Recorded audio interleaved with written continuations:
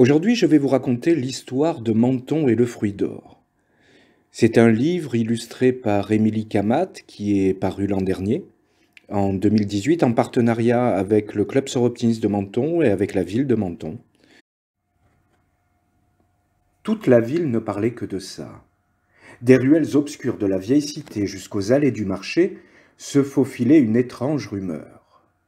Certains y croyaient, d'autres attendaient de voir, mais tous n'avaient plus désormais qu'une seule phrase à la bouche: « Il est né, il est né ». Sur le flanc d'une colline, surplombant la mer, un agrumiculteur amusé observait du matin au soir de drôles de curieux s'aventurer aux abords de sa propriété.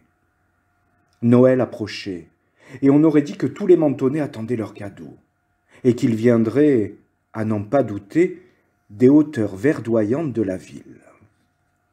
Intrigué, le journal local ne tarda pas à s'emparer de l'affaire.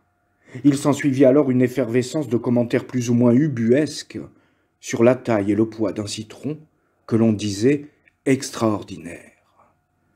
Jour après jour, de véritables processions s'organisaient sur la dite colline. Les badauds, avides de sensations, semblaient guetter le Graal étincelant. Au bout de quelques semaines, n'y tenant plus, le propriétaire dévoila enfin le secret tant gardé. Un citron d'une beauté et d'une envergure encore inégalée venait de voir le jour sur l'un des plus fameux citronniers de Menton.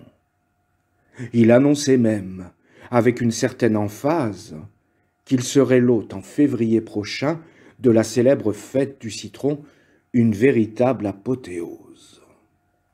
Car miracle des plus prodigieux, ce citron était d'or, du plus pur qui soit et que la terre n'ait jamais pu offrir.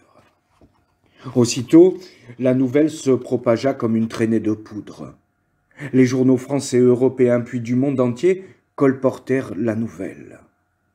Des journalistes affluèrent dans cette paisible ville de la frontière italienne, et des curieux toujours plus nombreux tentaient désespérément d'apercevoir le fameux citron, véritable héros dont on vantait la pureté. Et ceci d'autant plus qu'un bien étrange phénomène météorologique venait de se produire. Événement incroyable, il est vrai, mais le soleil ne brillait plus désormais que sur le pays mentonnais. Comme si l'astre de lumière désirait vénérer le plus beau des fruits d'or, illuminant de sa couleur vive l'hiver annoncé, le reste de la planète n'avait plus comme décor que d'épais nuages sombres.